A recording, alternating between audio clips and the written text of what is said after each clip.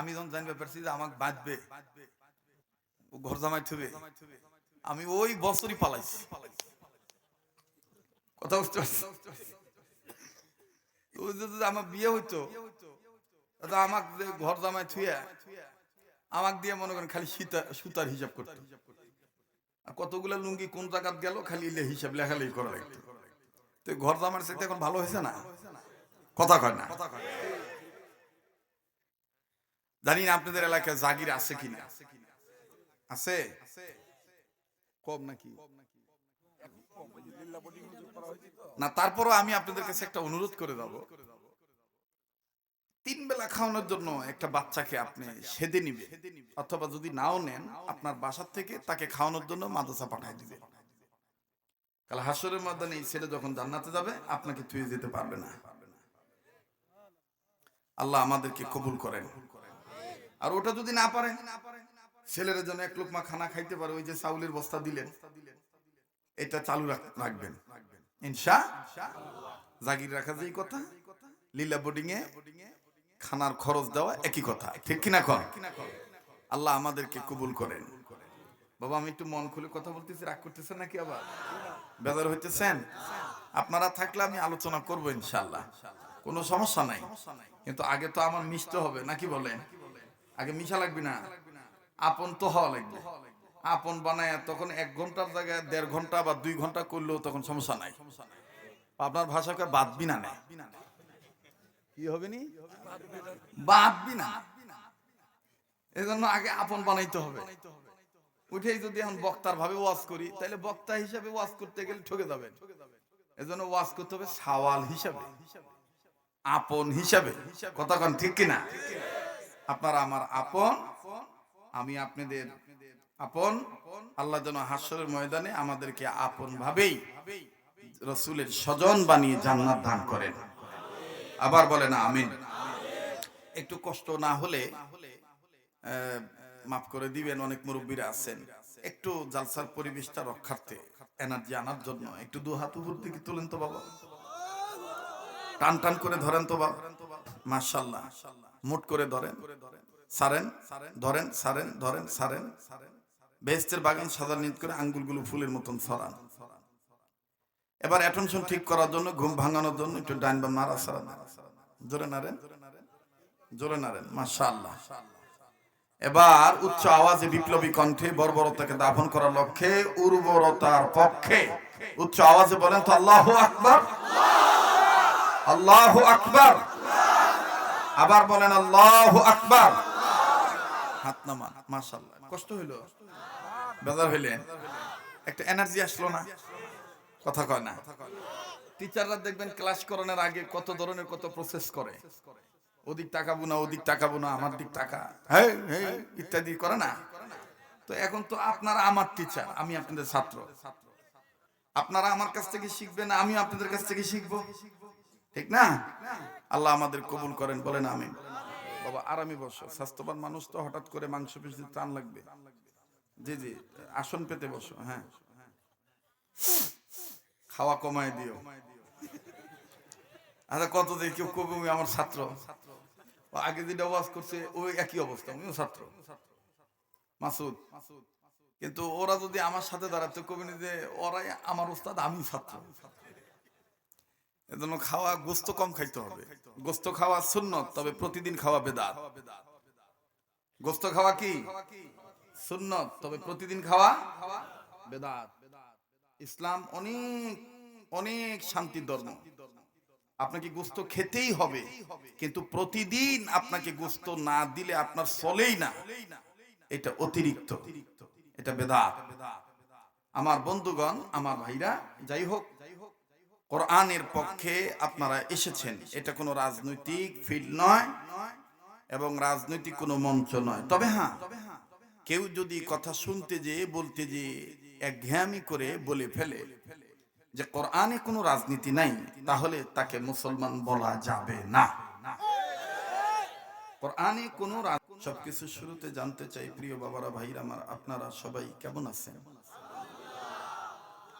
আমি আপনাদের দোয়ার বরকতে আলহামদুলিল্লাহ ভালো আছি। পাবনা জেলা আপনারা জানেন এবং আপনারা অনেকেই এই বিষয়টা অবগত আছেন, অনেকে নাও জানতে পারেন। পাবনা জেলার মানুষ যদি আমাকে সুযোগ সুবিধা না করে দিতেন, তাহলে আমি হয়তোবা আলেম হতে পারতাম না। পাবনা জেলার মানুষের অবদানে আমি আলেম হইতে পারছি, হাফেজ হইতে পারছি। অনেক সময় যখন আমার কোনো জোগাড় ছিল না, তখন পাবনায় আমি জাগির ছিলাম। পাবনার 2-3টি মাদ্রাসায় আমি লেখাপড়া করেছি এবং পাবনার মানুষ আমার আত্মার আত্মীয়, রক্তের ভক্ত। সেই সুবাদে আমি জানতে চাচ্ছি সবাই ভালো আছেন তো বাবা? এখন জানতে চাই, রাত্র একটু গভীর হয়ে গেছে মনে হয়, আলোচনা যদি ঘন্টাখানিক হয় সমস্যা হবে? সময় দিতে রাজি আছেন তো ইনশাআল্লাহ? আল্লাহ কবুল করেন, জোরে কোন আমিন। খুব খেয়াল করে কথাগুলি শোনার চেষ্টা করবেন এবং নিজ নিজ যে কাজগুলি আছে অতি দ্রুত সেরে মনোযোগ সহকারে কোরআন হাদিসের আলোচনা শুনলেই বরকত পাওয়া যাবে ইনশাআল্লাহ। আমি আজকে যে বিষয়ের উপর আপনাদের উপর আলোচনা করব সেটি হলো, আপনারা খুব পরিচিত ভাবে কিছু পাতার সাথে আপনাদের পরিচয় আছে। যেমন এক সময় আমাদের বাংলাদেশে গ্যাস ছিল না, মানে গ্যাসের রান্না করার সিস্টেম ছিল না। লাকড়ি, খড়ি, ফসল বুনলে ফসলের গোড়া রোদ্রে শুকাইয়া, ঠিক না? ধানের এটাকে কি বলেন আপনারা? লারা। তারপরে তিলের গাছের গোড়া, ইত্যাদি ইত্যাদি। তো এইরকমও যাদের জোগাড় ছিল না, তারা রান্না করার কাজে খড়ির জোগাড় হিসাবে পাগারে যে পাতা ঝাড়ু দিত, ছিল না এরকম এক সময়? এখনো দেয়, মাশাআল্লাহ। তো এই পাতা পাতা ঝাড়ু দিয়ে মা বোন বাপ ভাই জোগাড় করে। একটু খুব খেয়াল করে আমার কথাগুলি শুনে জবাব দিবেন। বলেন তো দেখি, সব পাতার কপালে কি ঝাঁটার বাড়ি জোটে? কথা মনে বোঝেন নাই? সব পাতার কপালে কি ঝাঁটার বাড়ি জোটে? আমি আবারও বলছি, সব পাতার কপালে কি ঝাঁটার বাড়ি জোটে? না। ওই পাতার কপালে ঝাঁটার বাড়ি যেই পাতা তার গাছের সাথে প্রেম, রিলেশন, সম্পর্ক, পাতার বোটার সাথে গাছের ডালের অংশের সাথে কষ রস যখন না থাকে, ফুরে যায়, তখন কেউ নাড়া দেওয়ার আগেই পাতা কিন্তু পড়ে যায়। কথা বলে? আর এই পাতা যখন পড়ে তখন তার কপালে ঝাঁটার বাড়ি হয়। এজন্য পৃথিবীতে সব পাতাই দামি পাতা না। যদিও আপনারা কেউ শুনেছেন লতা পাতা, কেউ শুনছেন আম পাতা, জাম পাতা, পেয়ারা পাতা, কাঁঠাল পাতা, ইত্যাদি ইত্যাদি, লাউ পাতা। এরপরে আমি খাই, অনেকেই খান কি পাতা? লজ্জা করে নাকি? পান আমরা যেভাবে খাই, নবীজি এই পান চাবাইছিলেন। খুব খেয়াল করবেন। আমরা তো পান খাই হাকিমপুরি, নুরানি, শরীয়তপুরি, হ্যাঁ আছে তো, শরীয়তপুরি জর্দা আছে, মধুপুরি।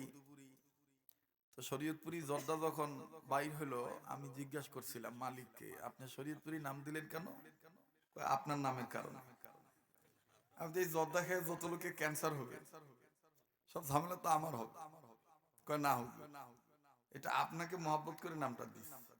যাই হোক, পান পাতা দামি পাতা। ভাই ইকোটা বন্ধ করতে হবে, ওই যে যে ডবল সাউন্ড যেটা আমার কানে আসতেছে, ইকোটা ইকোটা মানে আপনি যে প্রতিধ্বনি যেটা, এটা একটু বন্ধ করতে হবে। আমার ভাইরা, তো এই পান পাতা ইতিহাসে পাওয়া যায়, এটা কিন্তু কোনো হাদিস না, ইতিহাসে লেখা আছে। ভারতবর্ষের কয়েকজন সরকার অথবা ভারত মহাদেশের যারা বাদশা ছিলেন, এই বাদশাদের পক্ষ থেকে নবীজির কাছে কিছু হাদিয়া নিয়ে গেলেন। তো একজন বাদশা পান পাতা নিয়ে গেছে। কি পাতা নিয়ে গেছেন? সবাই বলে। এই কথাটা কেন বলতেছি, আমাদের দেশে অনেকে ওয়াজ করার সময় যেটা নিষেধ করার দরকার সেটা নিষেধ করতে যাইয়া আগেরটা শুদ্ধ নিষেধ করে। যেটা হালাল হারাম কথা বলতে যায় হালালকেও কিন্তু কি করে, নিষেধ করে দেয়। অনেকে কিন্তু ঠেলা দিয়ে বলে পান খাওয়া জায়েজই নাই। কথা কেন? আসলে পান নিয়ে তো সমস্যা না, সমস্যা হলো তামাক নিয়ে, জর্দা নিয়ে। কথা বলে তো জর্দার কথা বলতে যাইয়া পানি প্রত্যাখ্যান করে। অথচ পান কিন্তু একটা স্বাস্থ্যসম্মত পাতা। এই পান পাতা যে যুবক যুবতী খাবে, সে যুবক যুবতী যদি কন্টিনিউ পান পাতা চাবায়, পান পাতার রস গ্রহণ করে, সে অকালে বুড়া হবে না। মানে তার যতই বয়স হোক, তার চেহারার মধ্যে বুড়ার ছাপ আসবে না, চকচকাই থাকবে। কথা বোঝেন নাই? এজন্য আমাদের দাদারা কইতো যে পান পাতা খাবু গেদা।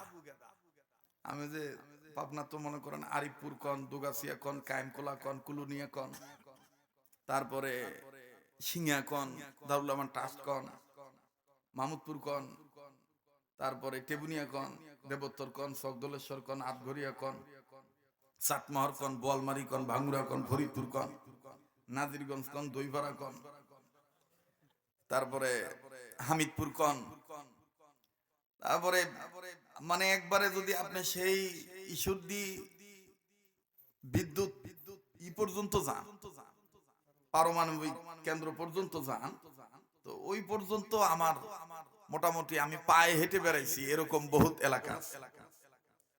কথা বুঝতে পারছেন? তো আমি ওইখানে যাদের বাড়িতে জাগির থাকতাম, তো ওই সময় পাবনার কিছু ভাষা আমাকে আমার চাচিরা, আমার বিভিন্ন ভাবিরা পর্দা রক্ষা করেই অনেক সময় বলতেন গেদা খাবুল হয়, লাভুল হয়। কথা কয় না? ওই টেবুনের দিকে কিন্তু এই ভাষাটা বেশি প্রচলন। কথা কন ঠিক কিনা? গেদা কোন তেন আলু যাবো কানে বা কোনে যাবো ইত্যাদি ইত্যাদি। যাই হোক, তো আমার বন্ধুগণ, পান পাতা এটা হারাম না। পানের সাথে যে আমরা যে অতিরিক্ত যেগুলো খাই নিশা হিসাবে, এগুলো হারাম। এগুলো মানে অপরাধ। মানে হারাম বলতে পুরোপুরি হারাম বলা যাবে না, এটা মুফতিরা যারা আছেন তারা ফতুয়া দিবেন, আমি এই ফতুয়া দেওয়ার জন্য আসি নাই। আমি যে মূল কথাটা বুঝাইতে চাই, পান পাতা বলেন, লাউ পাতা বলেন, যে পাতাই বলেন, পৃথিবীতে সবচাইতে দামি পাতার নাম হলো কোরআনের পাতা। বলেন না? আবার বলেন কি পাতা? আবার বলেন কি পাতা? কোরআনের পাতা। এই কোরআনের পাতার এত দাম, এই কোরআনের পাতার সাথে যদি ছোট্ট একটা কাপড়ের টুকরা লাগে, ওই কোরআনের পাতার বরকতে দেখবেন কাপড়ের টুকরাও চুমা খায়। কোরআন যে কাপড় দিয়ে ঢাকে, কোরআনকে যখন চুমা দেয়, তো এই পাতার কাছে চুমা, এই কাপড় তো চুমা খায়। এটা কি আসলে পাতার কারণে না কোরআনের কারণে? কোরআনের কারণে। কিসের কারণে বাপ? কোরআনের কারণে। এরপরে দেখেনি যে আমাকে একটা চেয়ারে বসাইছেন, হতে পারে কাঁঠাল কাঠ, মেহগনি কাঠ ইত্যাদি ইত্যাদি, অন্য কোনো কাঠ হইতে পারে, কিন্তু এই চেয়ার আবার সামনে টি টেবিল, এখানে আমি আমার সুবিধার্থে আমি পা রাখবো, লাথি দেব, চুমা খাবো না। কিন্তু এই একই কাঠের টুকরা থেকে যখন কোরআন রাখার রেহাল বানাবেন, তাক বানাবেন, চলতে ফিরতে হঠাৎ করে যদি কোরআন রাখার তাকে পা লেগে যায়, তখন কিন্তু চুমা দিতে বাধ্য হয়। এটা কি কাঠের কারণে না কোরআনের কারণে? আমি শরীয়তপুরি পাবনায় লেখাপড়া করছি, পাবনায় থাকছি দীর্ঘ ৬-৭ বছর একটানা। বাড়ির থেকে কোনো খবর ছিল না, বাড়ির জানে যে আমি মারা গেছি। আর ওই সময় ওই বড় লোকের বাড়িতে টেলিফোন ছিল, হারুন বিশ্বাস, লতিফ বিশ্বাস, সাসকিয়া চিনেন তো নাকি? চিনেন না? একদম। তো ওনার বাড়িতে আমি জাগিয়েছিলাম। তো ওনাদের ওই ওই সুতা বেচার টেকা, তখন বেচার টেকা যখন গুনতো তখন কইতাম যে টেহা কোনদিন কি আমরা লাইবের পারবো। কথা বুঝছেন? এখন দেখি যে না, মনে করতাম যে না, ওই টেকার পাতা লাললেই মনে বড় লোক হওয়া যায়। তা আসলে এখন দেখতেছি যে না, কোরআনের পাতা নাড়াচাড়া করে জ্ঞান অর্জন করলে, কোরআন অনুযায়ী আমল করলে তার চাইতে বেশি দাম পাওয়া যায়। কথা কোন ঠিক কিনা? কত আফসোস, এই গেদা আমগুর বাইরে জাগে ছিল আগে হইলে তাইলে আমরা অমুক অমুক দিয়া থুয়ে দিতাম। আর আমি যখন জানতে পারছি যে আমাকে বাঁচবে, ও ঘর জামাই থুবে, আমি ওই বছরই পালাইছি। কথা বুঝতে পারছি? ওই যদি আমার বিয়ে হইতো, আমাকে যে ঘর জামাই থুয়া আমাকে দিয়ে মনে করেন খালি সুতার হিসাব করতো, আর কতগুলা লুঙ্গি কোন জায়গাত গেল খালি হিসাব লেখালেখি করা লাগতো। তো ঘর জামার সাথে এখন ভালো হয়েছে না? কথা কয় না?